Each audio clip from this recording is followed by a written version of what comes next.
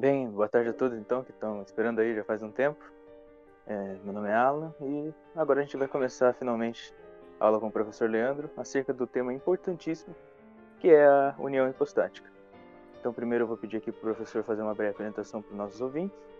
Em seguida já pode começar com a exposição. Olá a todos, me chamo Leandro Bezerra, sou aqui do Recife, sou professor de Filosofia e Teologia e, bem, é isso.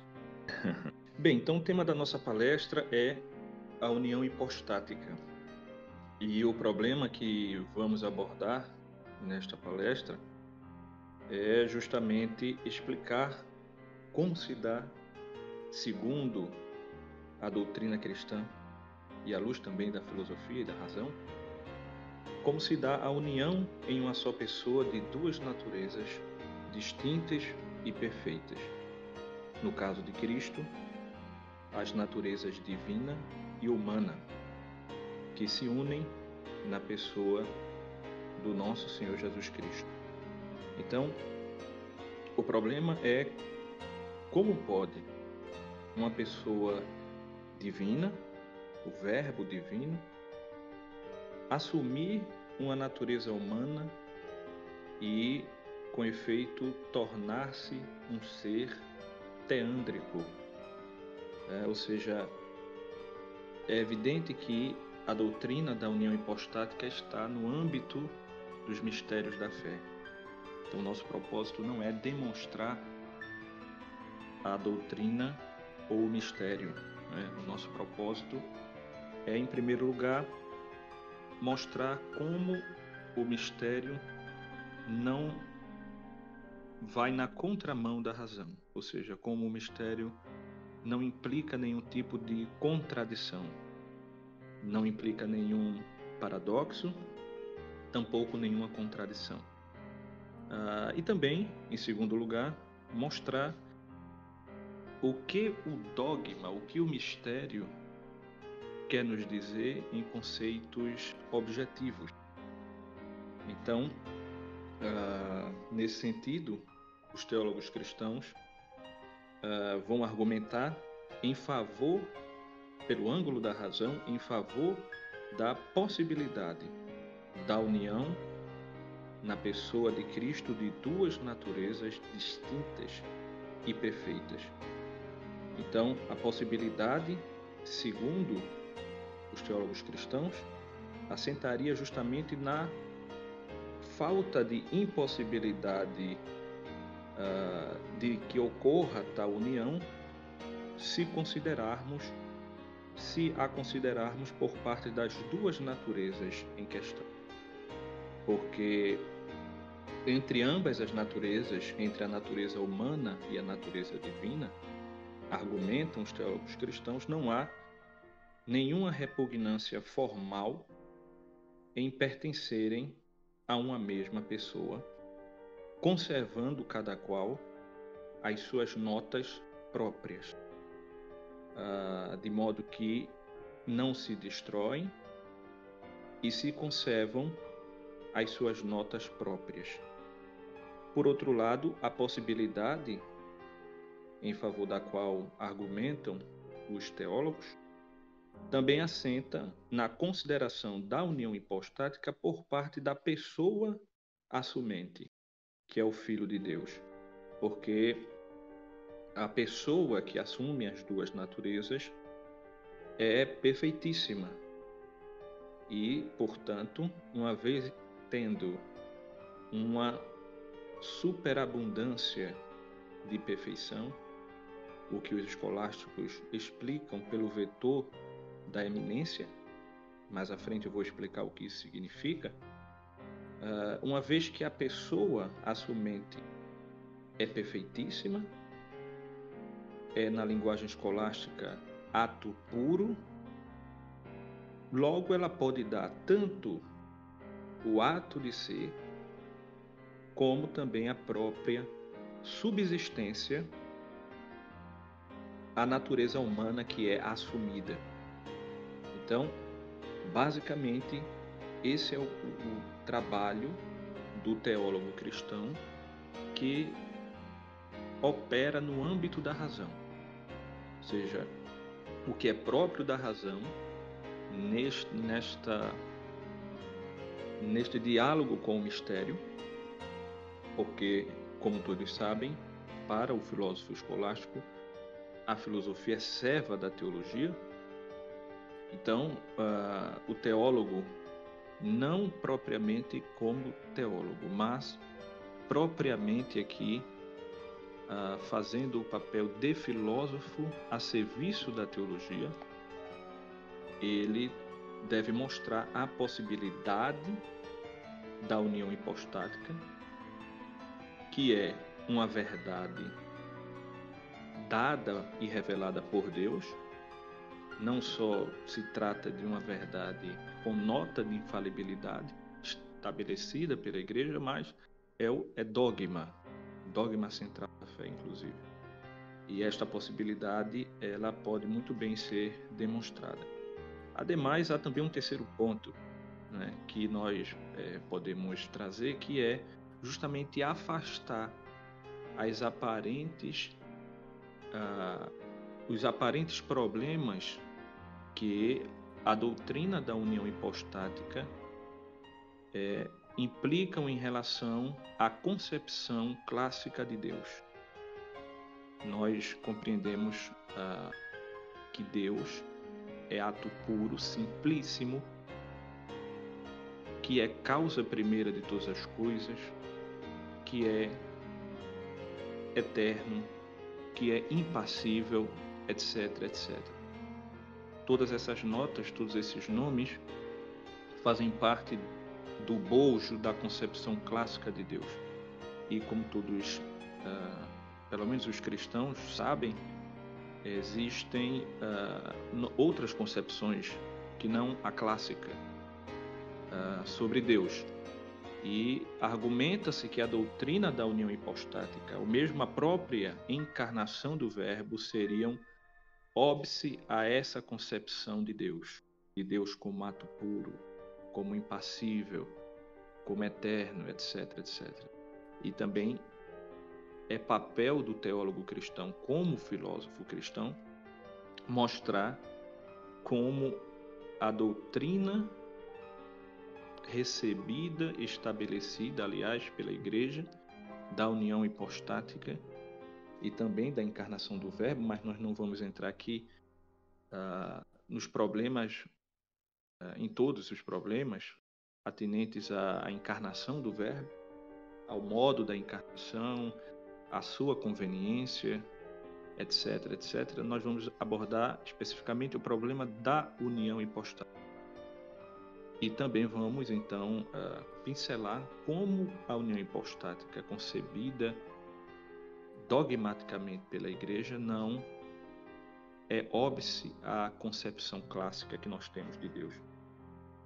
Então, em primeiro lugar, eu gostaria de ler o símbolo atanasiano, que é um símbolo muito antigo da Igreja, recebido com autoridade, inclusive com autoridade semelhante, por exemplo, ao símbolo niceno. E eu vou ler um trecho que é importante para termos como norte na nossa explicação. Então diz assim, o símbolo atanasiano, atribuído a Atanásio. Alguns historiadores até disputam sobre se esse documento fora de fato redigido por Atanásio, mas isto não vem ao caso aqui. O documento diz assim no trecho que eu separei, abro aspas: mas é necessário para a salvação eterna que também creia fielmente na encarnação de nosso Senhor Jesus Cristo. É, portanto, reta fé que creiamos e professemos que nosso Senhor Jesus Cristo, o Filho de Deus, é Deus e homem, tanto Deus como igualmente homem.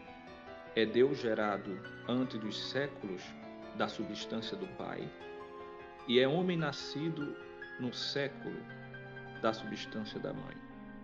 Perfeito Deus, perfeito homem, subsistente de alma racional e carne humana, igual ao Pai, segundo a divindade, inferior ao Pai, segundo a humanidade. Ele, apesar de ser Deus e homem, contudo, não é dois, mas um só Cristo. Um só, porém não pela transformação da divindade em carne, mas pela assunção da humanidade em Deus. Absolutamente um só, não por confusão da substância, mas pela unidade da pessoa. Pois como o homem uno é alma racional e carne, assim o Cristo uno é Deus e homem. Ele padeceu pela nossa salvação, desceu aos infernos, ao terceiro dia ressurgiu dos mortos, subiu aos céus, está sentado à direita do Pai, donde virá para julgar os vivos e os mortos. À sua vinda, todos os homens devem ressuscitar com seus corpos e hão de prestar contas de suas ações. E os que fizeram o bem irão para a vida eterna, aqueles, porém, que fizeram o mal para o fogo eterno. Portanto, temos muitos elementos nesse trecho do símbolo atanasiano que nós vamos destacar durante a nossa exposição.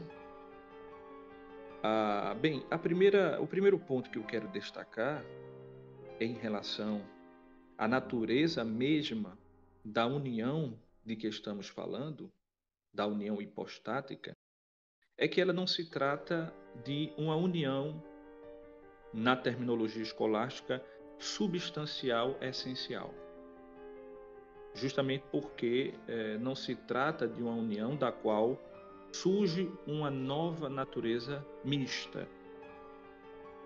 A natureza divina não se une à natureza humana para formar uma nova natureza. As naturezas divina e humana unem-se na pessoa de Cristo e permanecem íntegras.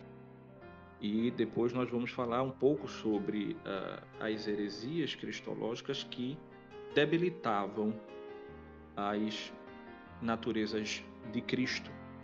Umas debilitavam por parte da sua divindade, outras debilitavam por parte da sua humanidade. Mas como nós acabamos de ver no símbolo atanasiano, não podemos negar, nem tampouco debilitar as duas naturezas, pois Cristo não só era Deus perfeito, perfeitamente Deus, mas também perfeitamente homem. E uma união substancial, essencial, nos daria uma nova forma, uma nova natureza ao cabo da união. Então não pode se tratar a união hipostática de uma união simplesmente substancial, essencial. Por outro lado, também não pode ser meramente uma união substancial, pessoal, pela simples razão de que, ao cabo da união, no termo da união, não encontramos uma nova pessoa, que porventura resultasse da síntese das duas naturezas. A união hipostática não é uma união substancial pessoal. A pessoa de Cristo é uma pessoa unitária e, ademais, imutável. Permanece sempre a mesma. Assume e eleva a si uma natureza humana sem haver nenhuma duplicação de pessoa, nem tampouco o surgimento de uma nova pessoa.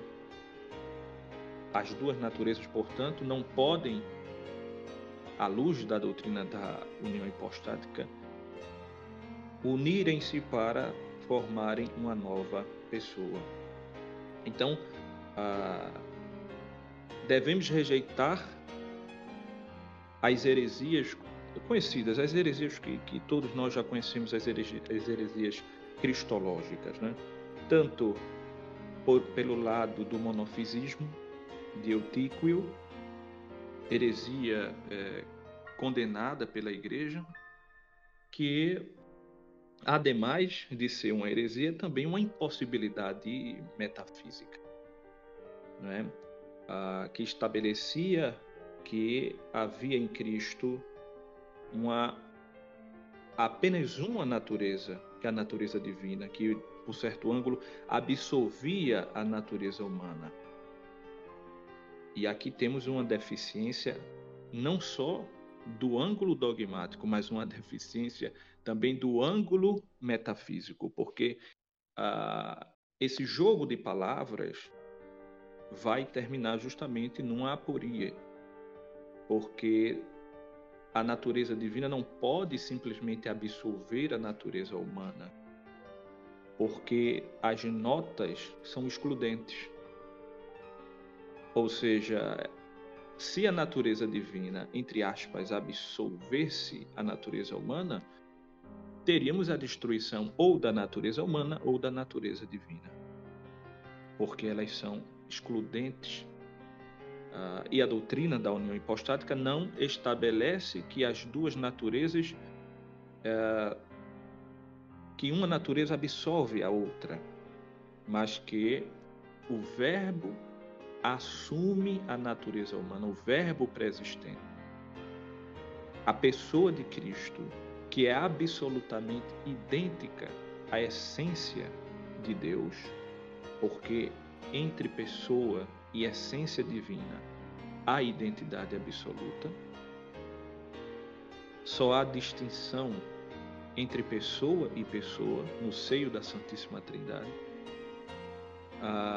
E, portanto, a pessoa do Verbo, que tem a essência divina desde sempre, porque é Deus, assume a natureza humana sem absolvê-la na sua essência. O que, repito, é apenas um jogo de palavras, porque não há este tipo de procedimento metafísico, não há essa absolvição. O que haveria seria uma destruição. De modo que a heresia de Eutíquio, o monofisismo, implica um erro duplo, tanto dogmático como pelo ângulo da própria filosofia. Por outro lado, a heresia nestoriana, e nós não vamos entrar aqui nas polêmicas em relação a os embates entre Nestório e Cirilo, isso eu vou tratar de maneira um pouco mais pormenorizada no curso que irei ministrar sobre a união hipostática. Sabemos que os historiadores tratam dessa polêmica entre Nestório e Cirilo de uma forma a implicar muitos desacordos. E há muito desacordo sobre se Nestório, de fato, ensinou aquilo que lhe fora atribuído. Mas vamos apenas assumir para a finalidade da nossa palestra, que de fato Nestório não só afirmou a distinção entre as naturezas de Cristo, ou seja, não só afirmou que de fato Cristo tinha duas naturezas realmente distintas, como acabou por incorrer, afirmar uma dupla pessoalidade, dois supósitum em Cristo. Ou seja, Nestório multiplicou mais do que deveria. Ou seja, em Cristo, não, como diz o dogma, deve haver duas naturezas perfeitas, a natureza divina e a natureza humana. E Nestório não só deu a Cristo, atribuiu a Cristo uma natureza humana completa ou íntegra, ou perfeita, composta de corpo e alma, como também lhe deu também personalidade humana. E, como é patente, isto implica em vários problemas, sobretudo no que diz respeito à comunicação idiomática, que vamos tratar mais à frente. De modo que eu posso dizer que Nestório, para salvar a diversidade de naturezas, incorre em multiplicar as pessoas de maneira indevida. E, por outro lado, Eutíquio, para salvar a unidade da pessoa, acaba por quitar uma das naturezas de Cristo, no caso a humana, por um artifício retórico de dizer que a natureza divina, de certa forma, absolveu a natureza humana. Temos também, e vale aqui observar que, no caso de Nestório, não há, de fato, o mesmo problema que há para Eutíquio, porque a concepção de Nestório não implica impossibilidade metafísica, mas implica, de fato, também outros problemas. Não se trata de uma união, não se trata da união que nós estamos buscando, da união hipostática. Seria uma união acidental, uma união não substancial, porque haveria dois elementos unidos e, ao fim desta união, nós não teríamos um ser unitário, teríamos duas pessoas e duas naturezas. Isso não pode ser compatível com o que nos diz a fé. Mas não chega a ser uma impossibilidade metafísica, não chega a ser um absurdo metafísico como o monofisismo. E, por outro lado, o Nestório também teve a virtude de tentar uma via média entre o arianismo e o apolinarismo. O arianismo, que debilitava a natureza divina, e o apolinarismo, a doutrina de Apolinário, que, aliás, tem recebido certo vigor entre algumas tradições cristãs, sobretudo no âmbito do teísmo chamado personalista, que eu particularmente costumo chamar também de teísmo antropomorfista, que graça nas universidades americanas, né? Pois bem, a heresia apolinária debilitava a humanidade de Cristo, porque não concebia a natureza humana de maneira perfeita. Concebia que a natureza humana, entre aspas, assumida pelo Verbo, consistia apenas de corpo humano. E o Verbo, portanto, se fez para aquele corpo como a alma é para o corpo. Nós vamos falar um pouco sobre os problemas nos quais incorre a visão condenada e herética de Apolinário, e também a visão ariana. Mas, como eu estava dizendo, Nestório queria uma linha intermédia. Ele nem queria debilitar a divindade de Cristo, nem tampouco debilitar a humanidade de Cristo, como fez Apolinário. Mas acabou afirmando, vamos assumir aqui que de fato ele afirmou, a heresia de que em Cristo haviam duas pessoas e duas naturezas perfeitas. Portanto, o que queremos então, não é? Queremos uma união que seja pessoal. Não pode ser simplesmente uma união substancial pessoal, mas nós queremos uma união pessoal porque Cristo era uma pessoa, e aliás podemos dizer que é uma pessoa, aliás a segunda pessoa da Santíssima Trindade, e uma união pessoal que reúna em si duas naturezas que são distintas, mas que por virtude desta união, estas naturezas distintas não se confundam, ou seja, conservem aquilo que possuem de próprio. E também que não seja uma união essencial.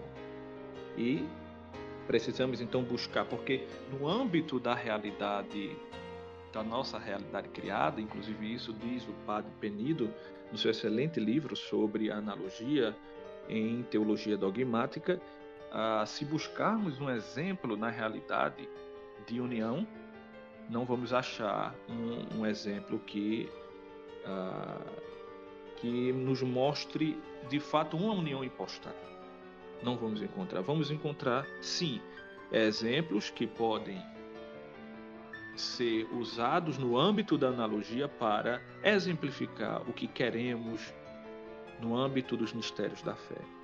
Santo Tomás também, eu não vou detalhar aqui porque eu quero ganhar tempo, detalharei isto no curso sobre a união hipostática, fala sobre as espécies de união, tanto e especialmente nos seus comentários às sentenças, no terceiro livro dos comentários às sentenças de Pedro Lombardo, como também na terceira parte da Suma Teológica, e ele dá uma lista de espécies de uniões. Mas, em busca da ideia analógica, proporcional, de união hipostática, podemos adiantar alguns exemplos. O primeiro exemplo, que é muito usado em teologia dogmática, se formos aos manuais escolásticos de teologia dogmática, nós vamos encontrar muito no âmbito da explicação da união hipostática o exemplo da união entre corpo e alma, a união entre corpo e alma, que é talvez o melhor exemplo de união essencial. No entanto, nós precisamos lembrar, né, e aqui eu alerto para quem gosta de usar este exemplo da união entre corpo e alma, que esta união é uma união essencial. E não há união essencial onde não há partes imperfeitas. O corpo e a alma são substâncias imperfeitas.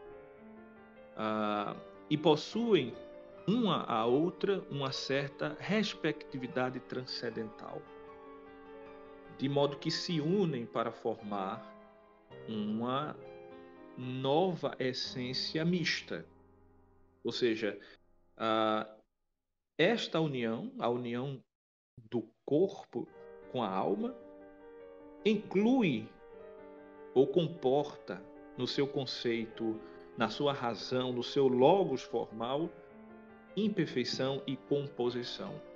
Porque, repito, o corpo é substância imperfeita à vista da alma, e a alma, por sua vez, substância imperfeita à vista do corpo. Claro que nós estamos aqui no âmbito da doutrina helemórfica. Se formos transportados para outras doutrinas em relação à concepção da união, da forma do homem, né?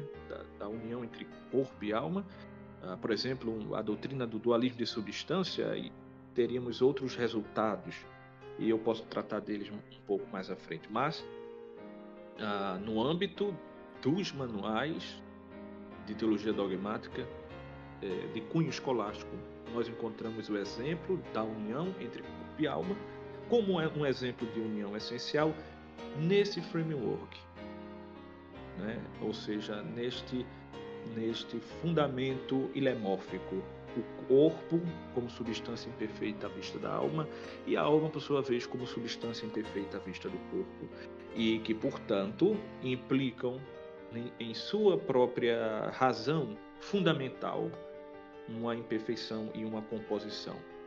E sabemos que, no caso do Verbo divino, da segunda pessoa da Trindade, em relação à assunção da natureza humana, não podemos afirmar simplesmente uma união essencial. Em primeiro lugar, porque o Verbo divino não é uma alma. E, por outro lado, também, tampouco é um corpo. São partes, né? Ou seja, o corpo e a alma são partes que se unem para formar esta essência. E o Verbo divino, em relação à natureza humana que ele assume para si, não é como uma parte incompleta. e tampouco tem uma referência transcendental, porque o Verbo divino, que é Deus mesmo, não está ou não tem relação real com nenhuma coisa criada. E isto não é diferente para a segunda pessoa da Santíssima Trindade, porque Deus não pode estar em relação real com as coisas, porque tem razão de causa primeira e de ato puro, ser subsistente por si. E, portanto, explica as coisas, não é explicado pelas coisas. E por isso que os nomes divinos que predicamos a Deus, os nomes relativos, entre os nomes relativos, como por exemplo, ser criador ou ser providente, etc., não são ou implicam relação real de Deus com as coisas, mas relação apenas denominativa, porque Deus só pode se dizer criador se cria. Mas, enquanto o criador não depende do criado, e, portanto, não está em relação real de dependência com aquilo que cria. Isto também é absolutamente válido em relação ao Verbo, porque o Verbo é o próprio Deus. O Verbo é idêntico à essência divina. O Verbo não pode ser parte incompleta de uma natureza humana. Aliás, ele não pode ser parte incompleta da natureza humana, porque, em primeiro lugar, a natureza humana em si mesma ela já é acabada, já é perfeita. Então já não pode, por mais esta razão.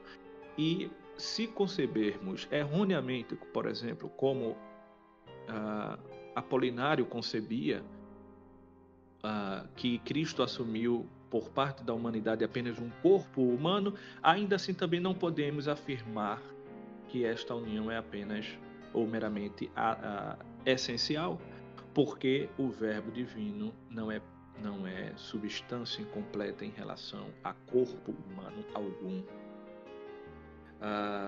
E repito, alma e corpo são substâncias incompletas que se unem na comunhão, digamos assim, na comunhão de uma natureza e, por verdadeira unidade, não por junção, formam uma essência nova. E, portanto, não é o caso. Então, não podemos transportar o exemplo da união entre corpo e alma à união do Verbo e da natureza humana que ele assume. Não podemos transportar isso de maneira unívoca. E, ademais, a alma e corpo permanecem realmente distintos, cada um desempenhando o seu papel. E este é um ponto importante para justificar justamente o uso analógico feito pelos teólogos dogmáticos do exemplo do corpo, da união do corpo e da alma. Porque, no caso, a matéria em relação à alma tem uma função pelo vetor potencial e a alma tem uma função, vamos usar essa expressão, uma função no sentido atual, no sentido perfectivo. E, portanto, a alma, podemos dizer, está para o corpo como ato para a potência. Isso pode ser transportado para a união hipostática no sentido de que o verbo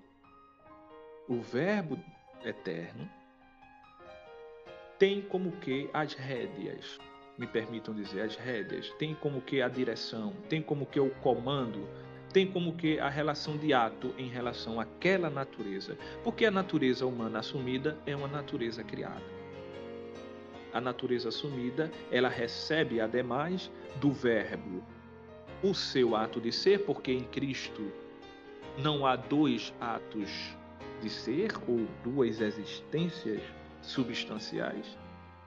E além disso, recebe também aquilo que o cardeal Caetano chamava de modo de subsistência, e também a nota de ser inassumível ou incomunicável, recebe do Verbo. E, portanto, há um ato de perfeição, não é? Há um ato de perfeição que é implicado desta relação entre o verbo e a natureza humana. Mas, ao contrário, mais uma vez, agora vamos para outro ponto de distância entre esse tipo de união e a união hipostática. No caso da união entre corpo e alma, e eu acredito que eu já disse isso também, nós temos ao cabo desta união aquilo que os escolásticos chamavam de tertium quid, ou temos uma terceira coisa, porque o homem não é apenas corpo e o homem também não é apenas alma. O homem é corpo e alma. Então temos esta terceira coisa. No caso de Cristo, da união hipostática, não temos este tertium quid, né? Isso é muito importante. E o exemplo da união entre corpo e alma, como eu havia dito, é muito usado também entre por exemplo, os teístas antropomorfistas, não é? No caso, por exemplo, do chamado neo-apolinarismo do filósofo americano William Craig, que retoma a heresia de Apolinário, e conquanto insista que não deva ser classificado como um teólogo heterodoxo, não é? Mas ele assume a doutrina apolinária chamando-a de neo-apolinarismo, né? Nós temos, segundo a visão de Craig, né, que o verbo faz a alma humana do Cristo, ou seja, o verbo não apenas supre para a natureza humana assumida a pessoalidade, supre para, entre aspas, para a natureza humana, que na concepção de Craig seria um corpo, supre para este corpo uma alma humana, e portanto não importa se esta alma é suprida pelo verbo, mas está ali um corpo humano e uma alma suprida pelo verbo, que aliás é o próprio verbo, dirá Craig. Né? Então temos ali a exemplificação concreta. Se olharmos concretamente, teremos a exemplificação concreta do que deve haver em um homem, né? Um corpo e uma alma. Bem, fora os problemas dessa concepção, que são muitas, né?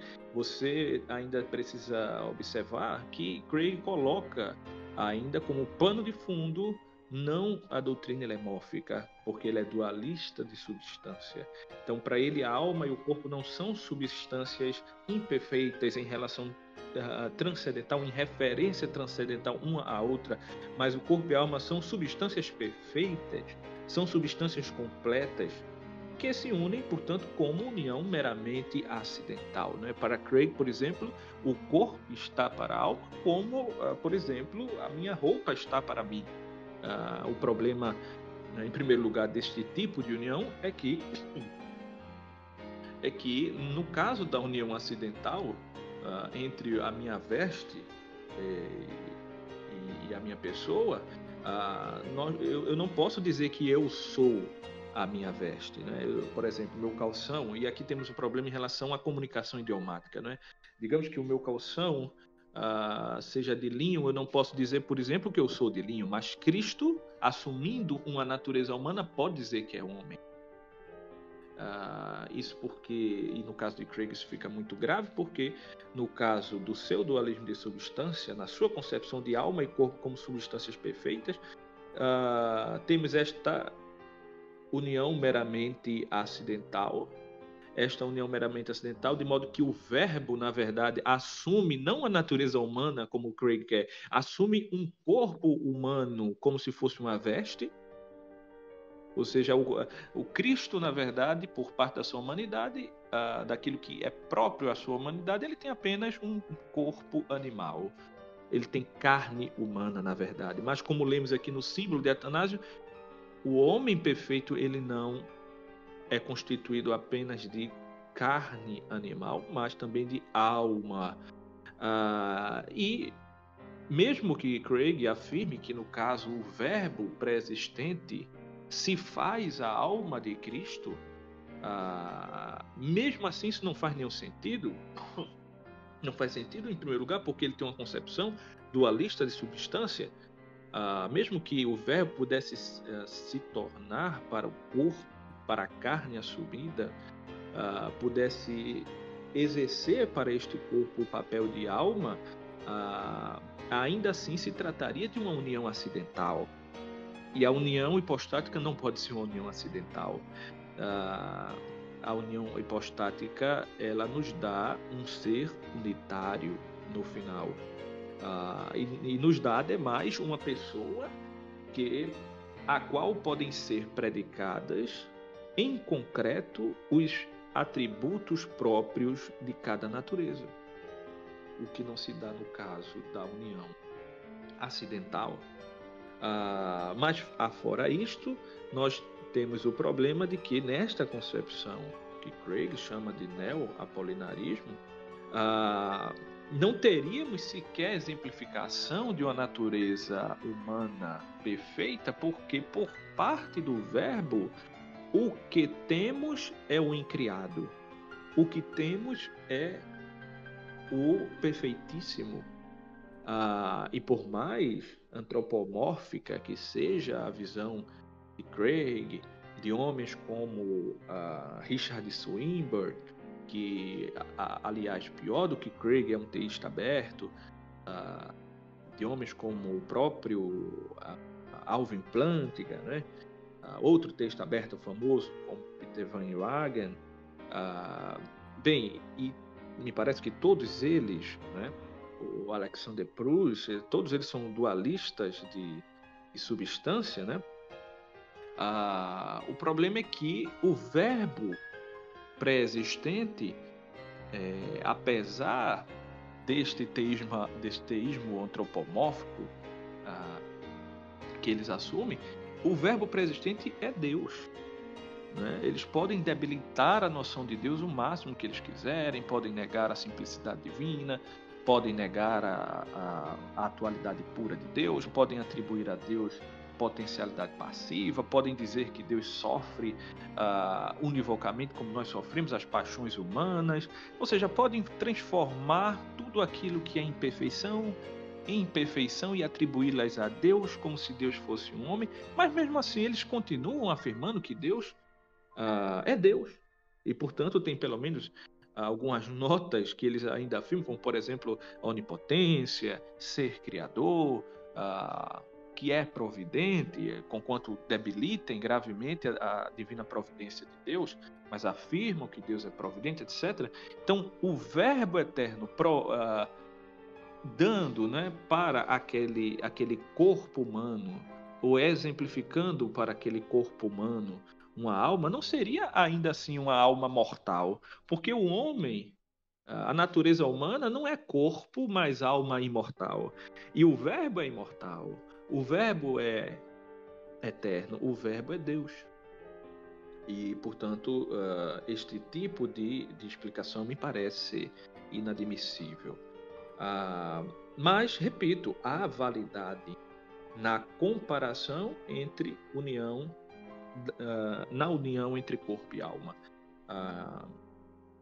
O homem é uma natureza racional que existe em si e, ademais, é incomunicável, é subsistente e incomunicável. O homem, a pessoa humana, é sujeito, digamos, fundamental, central de atribuições e de princípio e princípio de operações, né?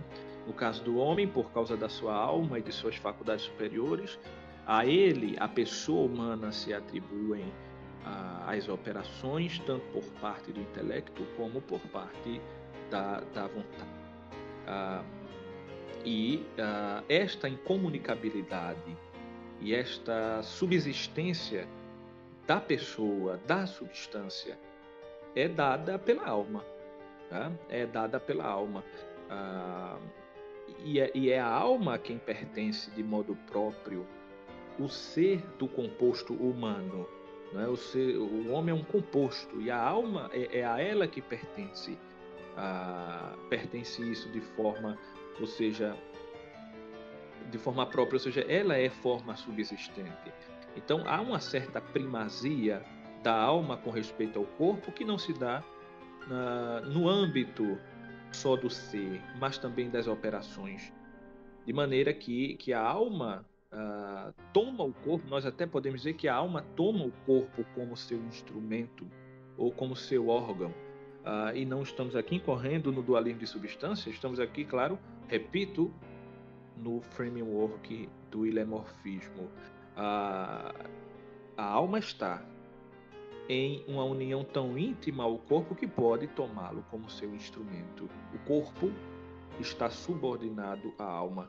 E, neste sentido, há, por via de analogia, por via de proporcionalidade, a possibilidade de compararmos a união entre alma e corpo com a união entre o Verbo, a pessoa divina, e a natureza humana que é assumida.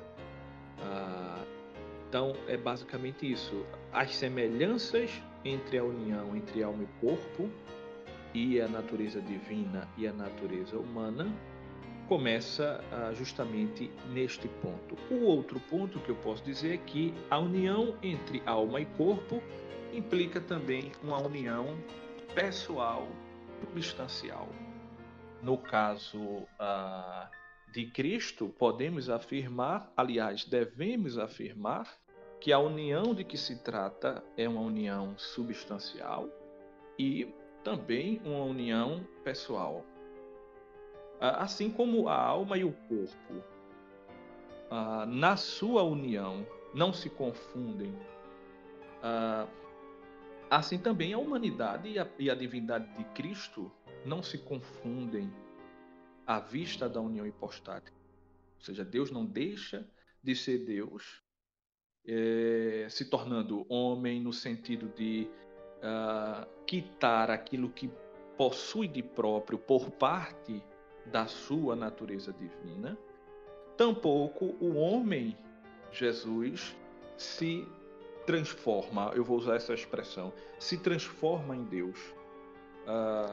A palavra certa é que a natureza, a terminologia, né, no léxico mais próprio à teologia dogmática, é que a natureza humana é assumida por Deus mesmo, no caso, a pessoa de Cristo, né, assume a natureza humana. E de modo que esta é uma união pessoal, substancial, que, no caso da união hipostática, não é essencial. Não produz, ao cabo desta união, um tertium quid. Né? Bem, então esta é uma comparação que nós vemos sempre nos manuais de teologia dogmática. Então nós podemos usá-la em relação à união hipostática, mas devemos ter o cuidado de aplicá-la com as regras da analogia. E os teólogos hoje em dia me parecem que dominam muito mal a linguagem da analogia, e não só os teólogos, mas também os filósofos. Boa parte dos erros filosóficos em relação ao âmbito da teologia natural se dão justamente em razão da deficiência em usar a analogia, a linguagem tanto teológica desses teólogos modernos como filosófica, ela está, me parece, muito melada com univocismos ou equivocidades. Já não dominam o caminho da analogia. Mas, bem, esse é um outro ponto. Um outro exemplo que também é usado muito em teologia dogmática para exemplificar a união hipostática, que é o tema desta palestra, é justamente a comparação entre a alma do justo e a graça divina que se une à alma, né? Sabemos, qualquer pessoa que já leu o Tratado da Graça de Santo Tomás, qualquer pessoa que já leu qualquer tratado da graça saberá que a graça divina é um bem essencialmente sobrenatural. Não é um bem natural, não é um bem preternatural, é um bem essencialmente sobrenatural que está presente na alma a modo de hábito. E neste caso, a graça tem um caráter, ou seja, a graça como hábito tem um caráter permanente, um caráter estático, não é? Se distingue, neste caso, da graça como moção, da graça como dinâmica, que é aquilo que os teólogos escolásticos chamam de graça atual. Mas no caso da graça como hábito, né? Da graça santificante, ela entra em nós, ela entra no nosso ser, ela está na nossa alma, está na alma do justo, de modo a mudar a nossa própria condição de aversividade, porque o homem ordenado, para usar a linguagem do cardeal Caetano, o homem ordenado que fora criado originalmente em estado de justiça original, isto é, suplementado com os dons preternaturais e sobrenaturais, havendo recebido aquilo que os teólogos, em especial, eu poderia citar Santiago Ramírez, chamava do desejo sobrenatural de ver a Deus, né? O homem criado nesse estado de justiça original, os nossos primeiros pais, não permaneceram nesse estado, caíram desse estado por causa do pecado e, portanto, perderam os dons sobrenaturais que tinham. Perderam também os dons preternaturais, entre os quais está, por exemplo, o dom da imortalidade, né? E, perdendo esse estado, entraram num outro estado, chamado estado de natureza caída. E este estado de natureza caída é um estado de aversividade à ordem sobrenatural. E, por ser aversividade à ordem sobrenatural, reclama pelos juízos divinos, porque implica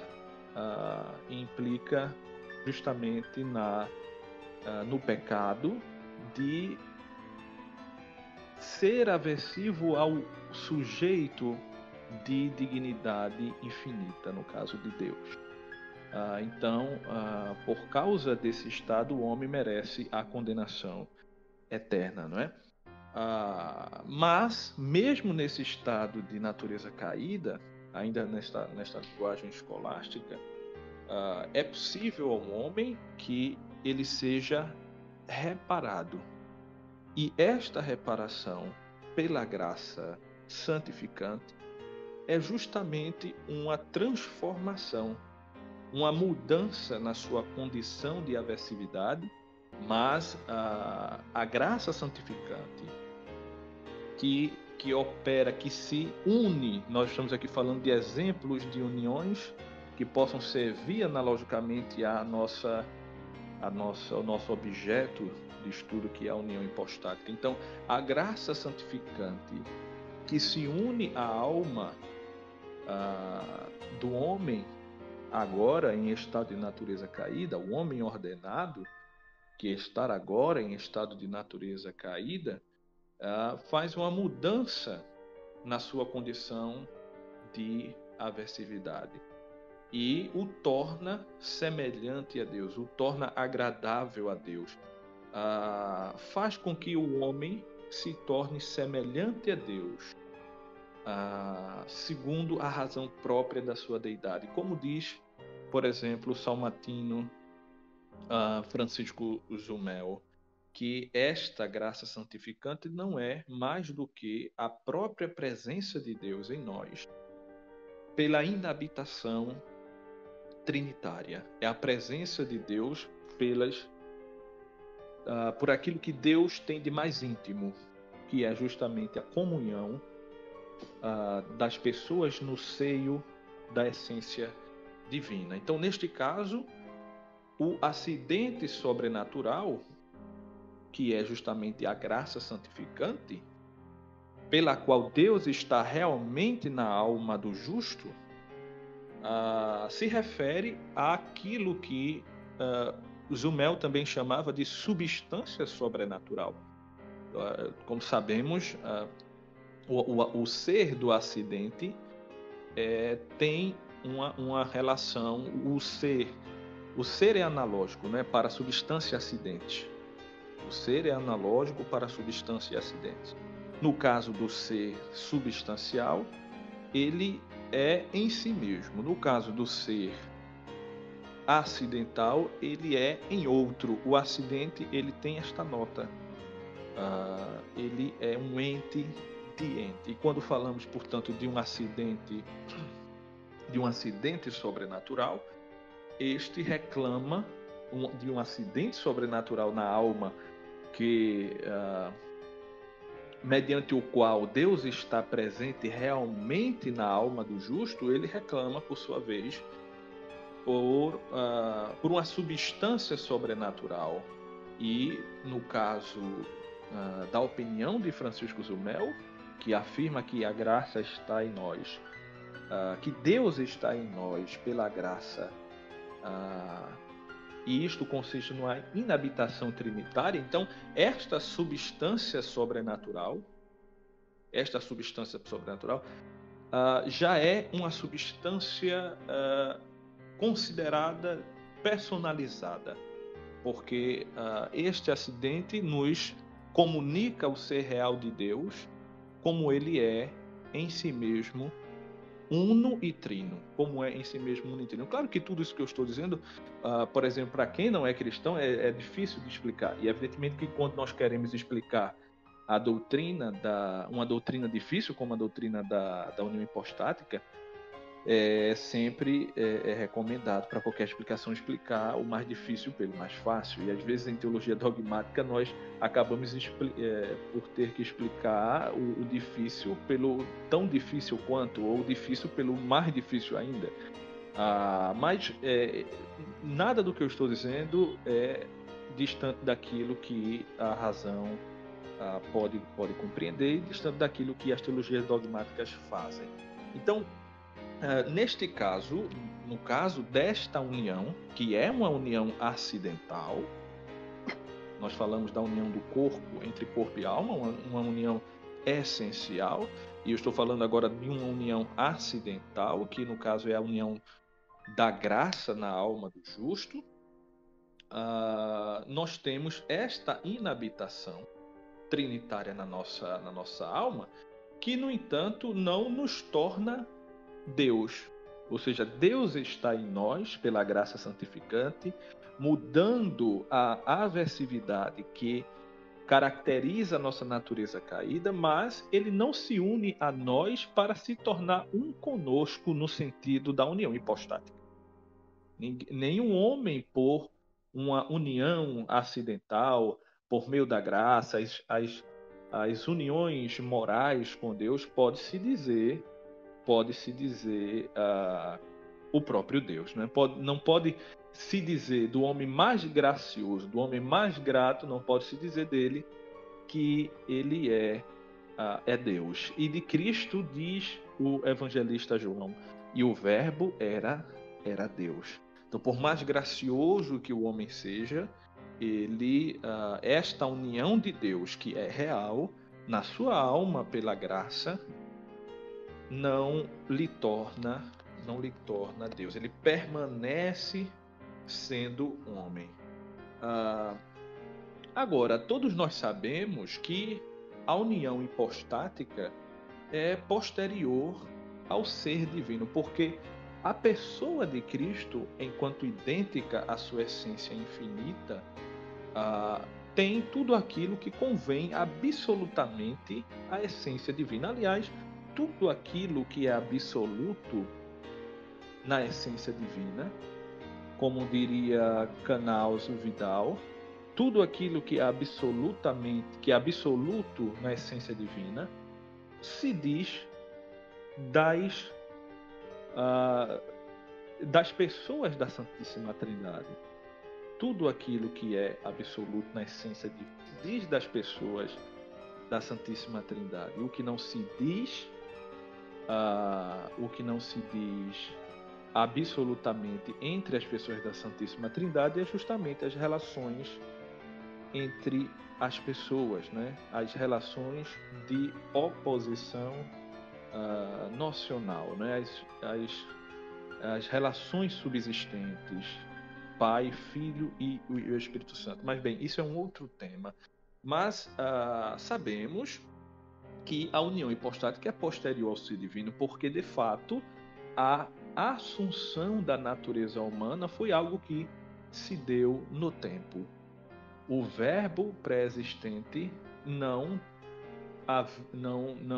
pré-existia com a natureza humana. Isto aconteceu no tempo. Então, antes de assumir uma natureza humana, Cristo já era verbo, já era pessoa divina, já era o próprio Deus desde sempre. Por isso que a natureza humana se assemelha, neste caso, analogicamente ao acidente.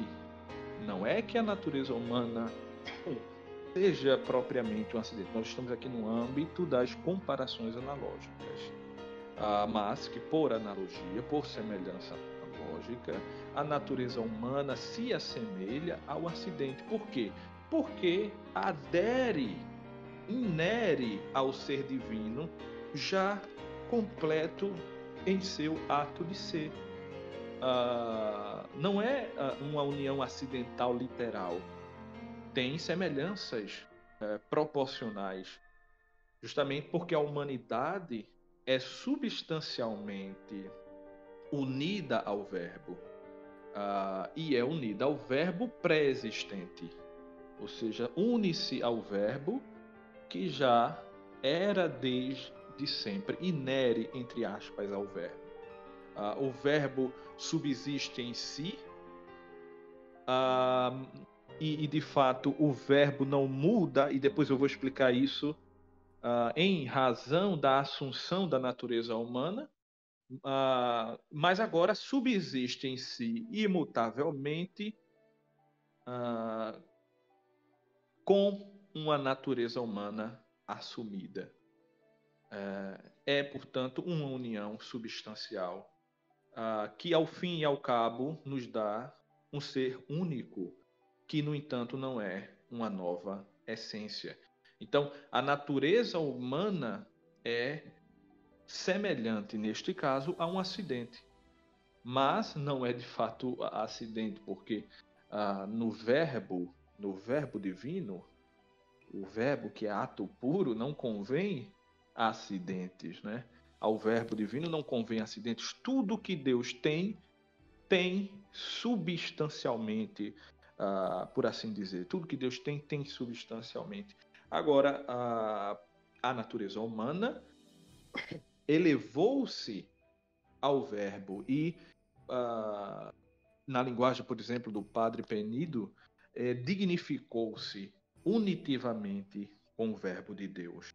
Então, temos na união hipostática o exemplo de uma união que é pessoal, que é substancial e que não é, no entanto, uma união essencial, e tampouco a natureza humana agregou-se ao verbo como um acidente se agrega à substância.